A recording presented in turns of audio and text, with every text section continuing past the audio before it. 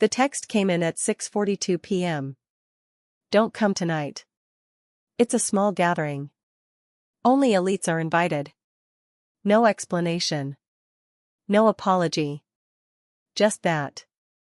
I stared at my phone long enough for the screen to dim, then light back up again like it was trying to remind me that this was real. That my own parents had just uninvited me from their anniversary party like I was a delivery driver who showed up late. I knew what they really meant. You don't belong here anymore. The house was already buzzing, cars lining both sides of the street, ballet lights flashing against manicured hedges, laughter spilling out from the open French doors. Our house didn't always look like this. 10 years ago, it smelled like burnt coffee and stress.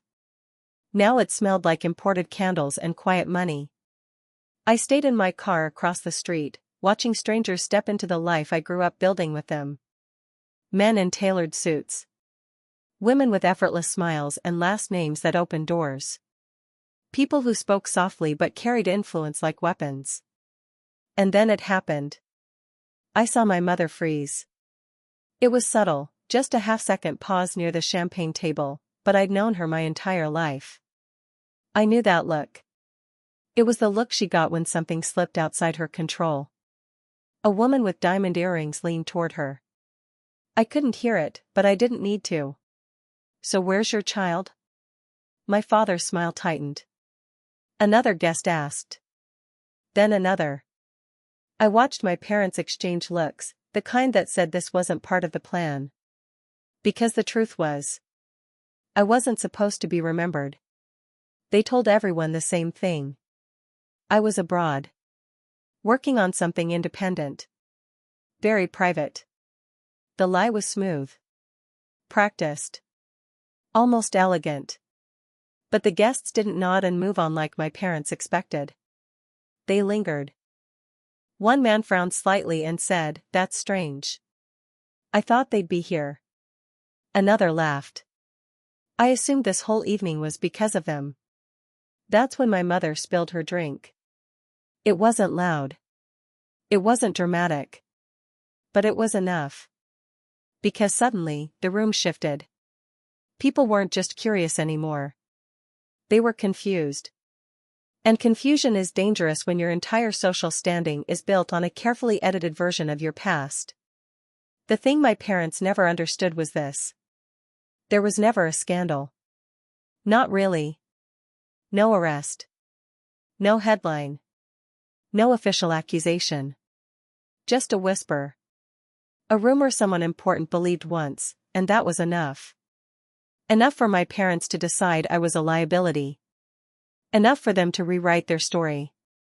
Enough for them to trade their own child for a seat at the table. What they didn't realize was that the people inside that house didn't fear scandals. They feared missing pieces. And I was one. I finally stepped out of my car. Straightened my jacket. Turned off my phone. Across the street, my childhood home glowed like a stage set. And inside it, my parents were about to learn something they never expected. You can't erase someone when everyone important remembers them. People think scandals explode. They don't. Most of the time, they whisper. And whispers are harder to kill. The rumor started years ago. So small I didn't even hear it at first. I was 17. Top of my class. Student council. College acceptances rolling in. My parents still bragged about me back then. Back when I made them look good. It happened at a private fundraiser. One of those casual events where everyone wears neutral colors and talks about investments like it's weather. I wasn't even supposed to be there. Just helping. Just pouring drinks. Just smiling politely. Then someone important asked me a question. I answered honestly. That was my mistake. The next week, my mother stopped making eye contact with me. The week after that, my father asked if I'd said anything strange at the fundraiser. By the end of the month, my name stopped coming up at dinner. Not directly. Just avoided. Like a fragile object no one wanted to touch. Here's the truth. There was no crime. No proof. No accusation anyone would put on paper. Just one powerful person who misunderstood something I said. And instead of correcting it, they assumed. And assumptions spread faster than facts when money is involved. The rumor became cleaner with each retelling. More believable. More dangerous. By the time it reached my parents, it didn't sound like a rumor anymore. It sounded like a warning. My mother cried that night. Not because she thought I was guilty, but because she was afraid. Afraid of losing access. Afraid of being pushed out. Afraid of having to start over. She told my father, "We can't afford this." Not me. This. That's when the distancing started. Subtle at first. I stopped being invited to certain events. Then certain conversations. Then certain rooms. Until one day, I realized. They were practicing life without me. They never confronted me. Never asked for my side. They just decided something quietly. Something irreversible. When they finally suggested I move out, they framed it like independence. Like freedom. Like they were doing me a favor. But the truth was simpler. I was bad for their image. Back at the party, years later, I watched my parents struggle to keep their smiles in place. Guests kept circling the same question. Not aggressively. Not rudely. Just curious enough to be dangerous. "You must be so proud of them." I heard they were instrumental. I thought tonight was because of them. My parents laughed too loudly. Changed the subject too quickly. And with every deflection, they revealed fear. Because what those guests remembered wasn't a scandal. It was impact. I took a step toward the house.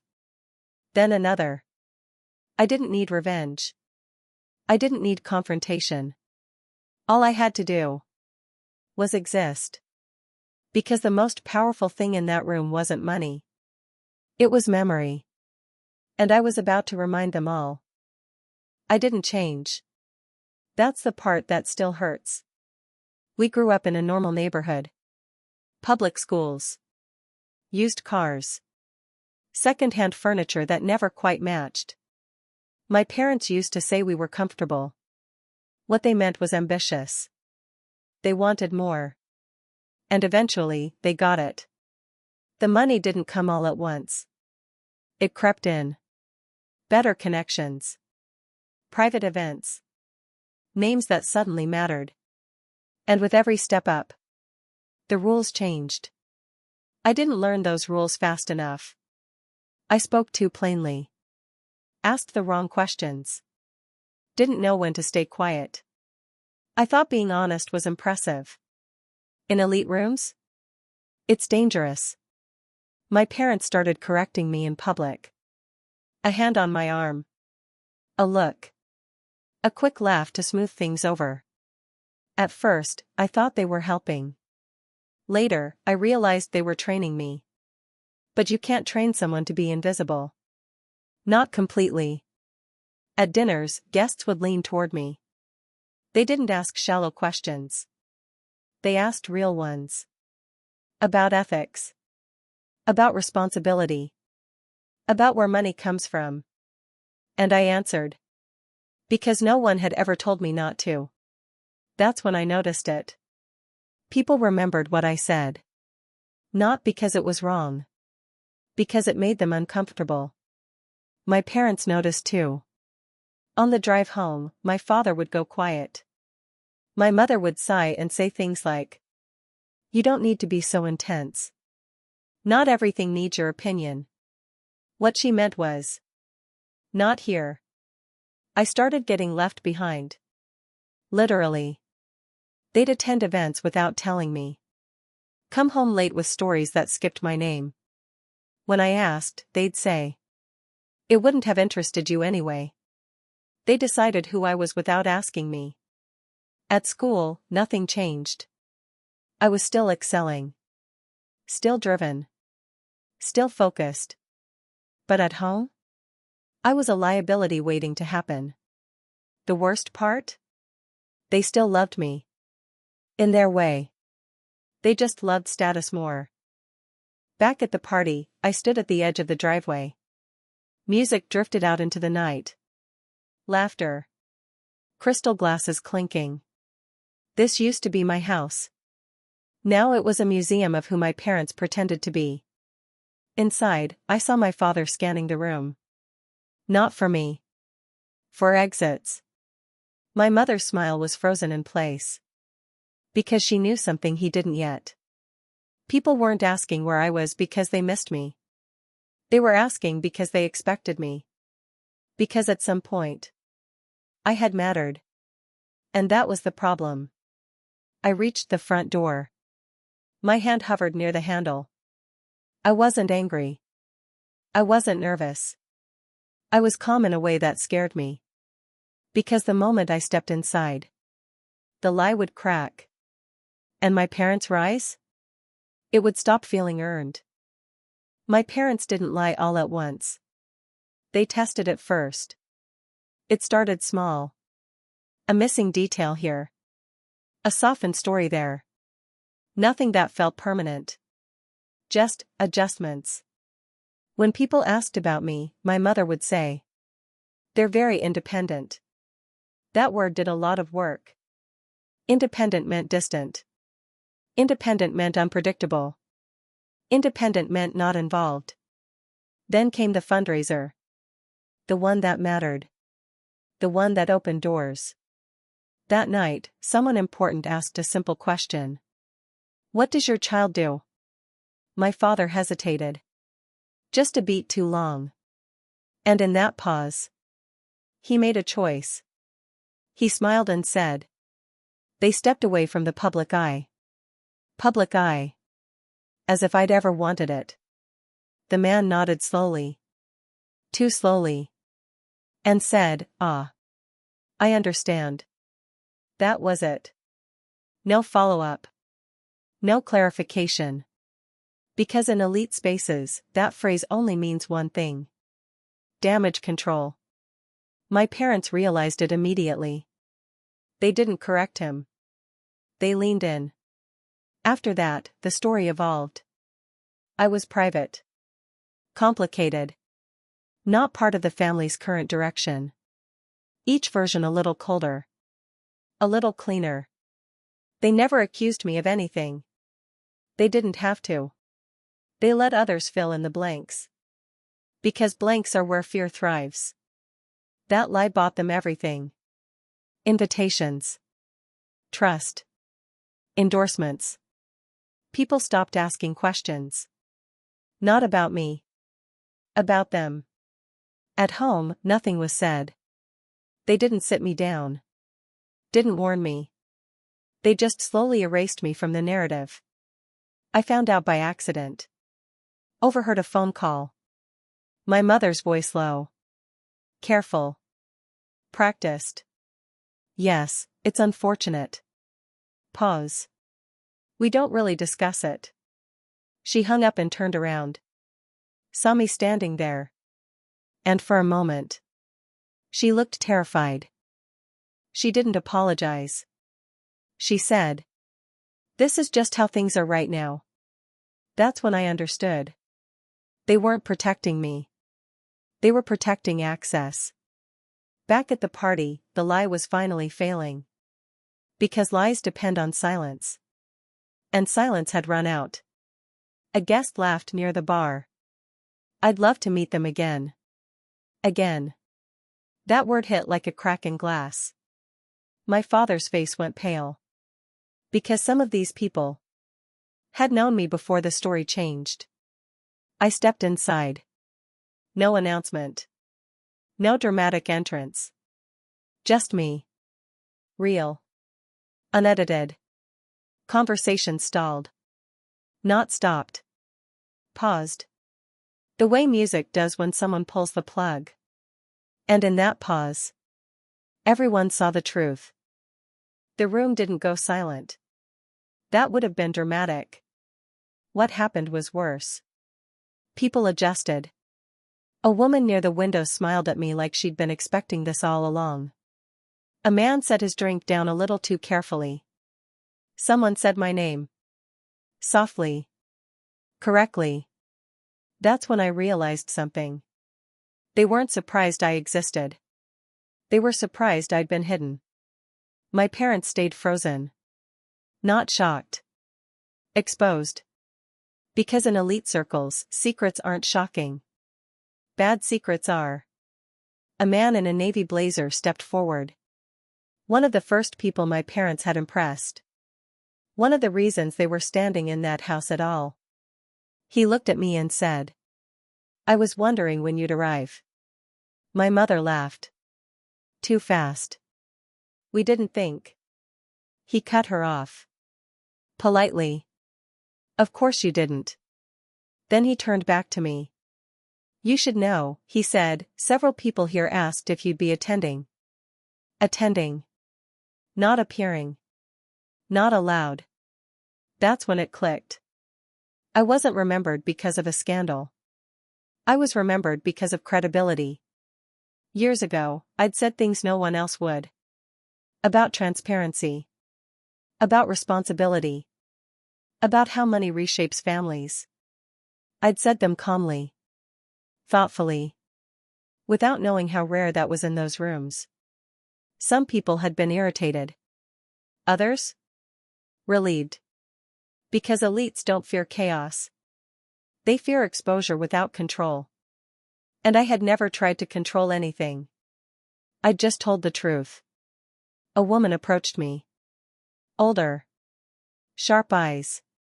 She said, "You grounded conversations people usually perform." That was her way of saying I was useful. My parents stood behind me now. Literally. Out of the circle. Someone asked me what I was working on. Not casually. Seriously. Another asked if I'd ever considered advising. Not my parents. Me. That was the moment my mother understood. The room hadn't wanted my absence. It had tolerated it. The lie hadn't protected them. It had limited them. My father finally spoke. "There's been misunderstandings." I turned to him. Not angry. Not emotional. Just honest. "There was never a scandal," I said. Not loudly. Just clearly. The room leaned in. Because truth doesn't need volume. It needs timing. And the reason people keep asking where I was. I paused. Is because you told them I mattered. My parents had no response.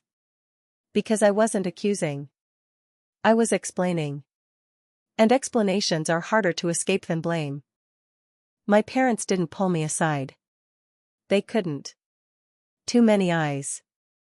Too many people who suddenly understood exactly what was happening. Elite rooms don't erupt. They observe. Every smile. Every hesitation. Every word not said. My mother kept nodding at conversations she wasn't part of anymore. My father checked his watch like time might rescue him. It wouldn't. Someone asked me about the project I'd mentioned years ago. The one I'd been quietly building. The one my parents never asked about. I answered. And people listened. That's when my parents' fear surfaced. Not anger. Not embarrassment. Replacement. They realized they weren't the point of the room. They were the introduction. Later, my mother finally found her voice. Soft. Careful. Urgent. "We should talk." Not now. Not here. But she meant now. We stepped into the study. The same room where they once helped me fill out college applications. The same desk. Different power. She didn't sit. She stood, hands clasped like she was bracing for impact. "You didn't have to come," she said. I looked at her. I was invited. And that was the truth she couldn't handle. My father closed the door. Slowly.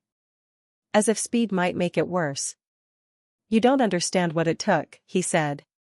I nodded. I understand what it cost. Silence stretched. Heavy. My mother finally said it. The thing she'd been afraid to name. We couldn't risk losing everything. Everything. Not us. Not me. I asked one question. Just one. What exactly did you think would happen? They didn't answer. Because they had imagined everything. Except this. They thought I'd disappear. Build a quiet life somewhere else. Be grateful. Stay small. They never considered that I'd still be respected. That I'd still be remembered. That the lie would age poorly. My father rubbed his face. If people start asking questions. They already are, I said. That's when he realized the truth. The damage wasn't coming. It had already arrived. Quietly. Irreversibly. My mother's voice broke. We were trying to protect you. I didn't argue. I didn't raise my voice. I just said. You protected yourselves. Outside the study, laughter continued. Normal. Unbothered. Because the room had already moved on. And my parents? They were finally alone with the version of the story they'd created. No announcement was made. That's important. Truth doesn't always arrive loudly. Sometimes it just circulates. I didn't stand in the center of the room. I didn't correct anyone publicly. I just answered questions. Carefully. Honestly. Once. People asked why I'd been away. I said I hadn't been. People asked about the rumors. I said there weren't any. People asked why things felt off. I said nothing had changed. Only the story had. And that was enough. Elite rooms run on consensus. Once the wrong story collapses, it collapses everywhere. I watched it happen in real time. Conversations shifted. People compared notes. Names were mentioned quietly. My parents' version no longer matched anyone else's memory. A man near the fireplace said something simple. That's not what we were told. Not accusing. Observing. My mother heard it. Her shoulders tensed. Because elite damage isn't dramatic. It's reputational. Another guest said. It's strange they never corrected it. Strange. That word cut deeper than dishonest. I never contradicted my parents directly. I didn't need to. Truth doesn't chase lies. It replaces them. By the end of the night, the question wasn't about me anymore. It was about them. Why they'd edited their own child out. Why they'd let assumptions stand. Why they'd benefited from ambiguity. That's when my father understood something too late. Silence had protected them. Until it didn't. Someone important approached me. Very important. And asked. Would you be open to continuing this conversation elsewhere? Elsewhere. Without them. I agreed. Because I wasn't there to reclaim my place. I was there to outgrow it. My parents watched. Smiling. Nodding. Losing. The party didn't end early. It ended normally. Which was worse. Because nothing about this could be blamed on drama. As guests left, they thanked my parents. Politely. Formally. With distance. And then my mother said something I didn't expect. Very quietly. We didn't think you'd still matter. I looked at her. And for the first time that night, I felt free. The house emptied out. Cars disappeared down the street. The music stopped. And suddenly, there was nowhere left to hide. My parents didn't speak at first. They just stood there in the aftermath. Like actors after the curtain drops. My mother was the one who broke. She sat down on the couch and covered her face. Not dramatically. Not loudly. Just tired. We didn't mean for it to go this far, she said. That sentence again. Meaning without responsibility. My father leaned against the wall. He looked smaller now. Older. We thought if we stayed vague, he said, people would stop asking. They didn't. They never do. My mother finally looked up at me. Her voice trembled. We're sorry. 2 words. Heavy. Late. I believed she meant it. That's what made it hurt. Because sincere apologies don't erase outcomes. They just acknowledge them. I asked her something I'd been holding back for years. Did you ever think to ask me what actually happened? She didn't answer right away. Then she whispered. We were afraid of the answer. That was the truth. They didn't want facts. They wanted reassurance. And facts don't reassure people chasing status. My father cleared his throat. We did what we thought was necessary. I nodded. I know. And I did. That didn't make it acceptable. It just made it understandable. My mother reached for my hand. I didn't pull away. I didn't hold on either. Can we fix this? She asked. I thought about it. Not emotionally. Logically. You can't undo it, I said. But you can stop repeating it. That was the line. The boundary. They wanted forgiveness. What they needed was accountability. Outside, the house felt different. Like it no longer belonged to anyone. Just a structure holding memories. I stood to leave. My mother panicked. Are you coming back? I paused. Long enough for the truth to settle. I already did, I said. Tonight. And then I walked out. The fallout didn't come the next day.